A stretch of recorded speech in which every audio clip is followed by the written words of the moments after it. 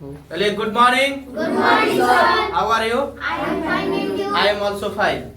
पहले ध्यान दीजिए, हम लोग को बोर्ड पर हम लोग को जो ध्वनि चैप्टर है वही चैप्टर आज भी चल रहा है, ठीक है, और उसी चैप्टर से रिलेटेड हम लोग को पढ़ाई करना है, ठीक है ना। तो आज हम लोग उसके पहले जो क्लास किए थे ध्वनि प्रदूषण तक हम लोग क्लास किए थे ना। Yes sir. लेकिन आज की जो हम लोग को क्लास होगा, आज का जो हम लोग को क्लास होगा वो क्लास हम लोग को होगा कि ध्वनि प्रदूषण के हम लोग को उसका कुछ मुख्य कारण क्या होता है, कि ध्वनि प्रदूषण क्यों होता है, उससे रिलेटेड हम लोग को जानना है। समझ में आ रहा ना? यस तो सर। देखिए, हम लोग को दिया है, क्वेश्चन दिया है क्या, कि ध्वनि प्रदूषण के लिए उत्तरदायी कुछ मुख्य कारण है।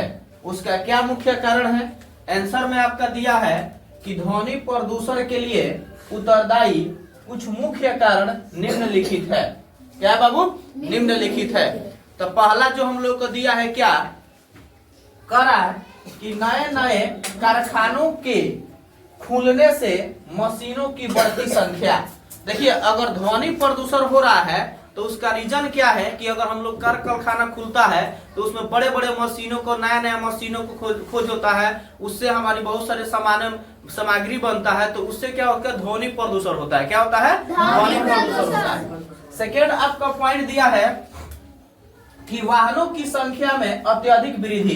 कह रहा है कि अगर आपकी वाहन की संख्या, जैसे गाड़ी की संख्या जितने बढ़ेगी, ट्रांसपोर्ट की संख्या जितनी बढ़ेगी, उतने ही आपकी क्या होगा, ध्वनि प्रदूषण बढ़ेगा। आई बात समझ में ना? यस। उसके बाद देखिए, फिर कह रहा है क्या कि तेजी से बढ़ती जनसंख्या, यानी देखिए, जब हमारे बिहार की अभी तक ले 14 करोड़ से प्लस आबादी चल रहा है, समझ, केवल बिहार के, तो पूरा आप समझिए कि अपना पूरा भारत की कितना होगा।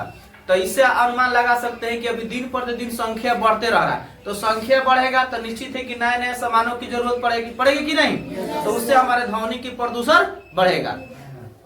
उसके बाद देखिए, फिर कह रहा है कि लाउड स्पीकरों का अत्यधिक उपयोग करना।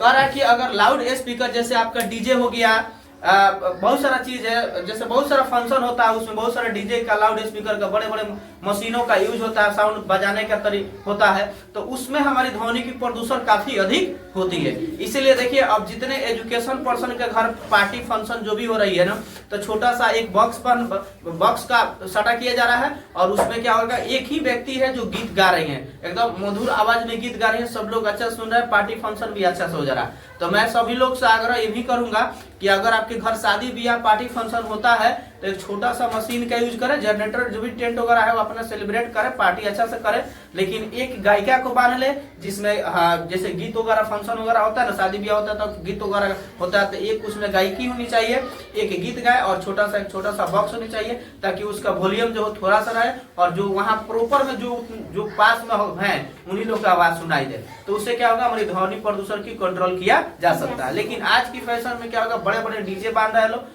बहुत ज्यादा चोंगा बांधा जा रहा है, लाउड स्पीकर बांधा जा रहा है, उससे क्या होगा ना कि ध्वनि प्रदूषण की मात्रा अत्यधिक बढ़ते जाएगी। ठीक है, कोई दिक्कत नहीं? चलिए, उसके बाद देखिए, फिर कह रहा है क्या कि ऊंची आवाज में चलाए गए टेलीविजन तथा ट्रांजिस्टर, जैसे हम लोग को घर में जो हम लोग टीवी वगैरह लगाते हैं कि नहीं, टीवी लगाते हैं, बहुत सारा चीज लगाते हैं, उससे हम लोग गीत वगैरह बजाते हैं, सॉन्ग वगैरह बजाते हैं, तो ऊंची आवाज में हम लोग उसको बजाते हैं। आई बात समझ में कि नहीं? यस या नो? Yes sir. उसके बाद देखिए, फिर आपका कह रहा है कि रसोई घर में कुछ उपकरण, जैसे आपका ग्राइंडर हो गया, मिक्सचर हो गया, जैसे मिक्सचर वगैरह के हम लोग उपयोग करते हैं, मसाला वसाला पीसने उसने में करते हैं कि नहीं, तो उसमें हम लोग को ध्वनि प्रदूषण होती है। उसके बाद देखिए, 7th नंबर पॉइंट दिया है कि कूलर तथा वातानुकूलक जैसे कंडीशन, इस स्थिति में हम लोग कूलर वगैरह चलाते हैं, बहुत सारा चीज चलाते हैं, तो घर में प्रदूषण उत्पन्न होता है। उसके बाद कल की जो क्लास होगा, इसमें हम लोग का क्लास होगा कि ध्वनि प्रदूषण को रोकने के उपाय क्या है, कि अगर ध्वनि प्रदूषण हो रहा है तो उसको हम लोग कैसे रोका जा सकता है, तो उसके बारे में हम लोग पढ़ेंगे। बट सेकेंड कुछ क्वेश्चन आपका दिया है, ये क्वेश्चन आपका एग्जाम के बोर्ड के लेवल का है क्वेश्चन, आप देख लीजिएगा। देखिए, कह रहा है कि यदि कोई कण 60 सेकेंड में 30 दोलन पूरा करता है। कह रहा है कि एक कोई कण है जो 60 सेकेंड में, यानी हम लोग जो समय है उसका 60 सेकेंड दिया है, और 60 सेकेंड में वो 30 बार ऐसे करता है, चक्कर करता है, समझ में आ रहा है ना, दोलन करता है। तो कह रहा है कि उस दोलन की कह रहा कि आवर्त काल क्या होगा, कह रहा कि बताइए कि उस दोलन का आवर्त काल अर्थात टाइम पीरियड क्या होगा। उसका आवर्त काल को इंग्लिश में बोलते हैं हम लोग टाइम पीरियड। क्या बोलता है? Time period. कह रहा है कि उसका आवर्त काल क्या होगा। तो आपको दिया है आंसर में दिया है क्या, कह रहा है कि चूंकि कण 30 दोलन 60 सेकेंड में पूरा करता है। आइए इसमें देखिए 30 दोलन जो कर रहा है कितने सेकंड में कर रहा है, 60 सेकंड में पूरा करता है। तो कह रहा है कि अतः एक दोलन पूरा करने में लगा समय 60/30 यानी आपका क्या हो जाएगा 60/30। 30 में 60 से गुना भाग करेंगे तो हम लोग को 2 सेकंड आएगा, अर्थात उसमें जो आवर्त काल जो होगा यानी उसका जो टाइम पीरियड होगा वो कितना सेकंड होगा, अब हम लोग को 2 सेकंड होगा। कितना होगा अब हम लोग को 2 सेकंड होगा। आई बात माने यानी 30 दोलन करने में उसका जो आवर्त काल का जो वैल्यू होगा वो कितना सेकंड में हो जाएगा, 2 सेकंड में हो जाएगा। कितना सेकंड में हो जाएगा, 2 सेकंड में। तो आज की हम लोग क्लास इतना ही रहेगा। जय हिंद, जय भारत।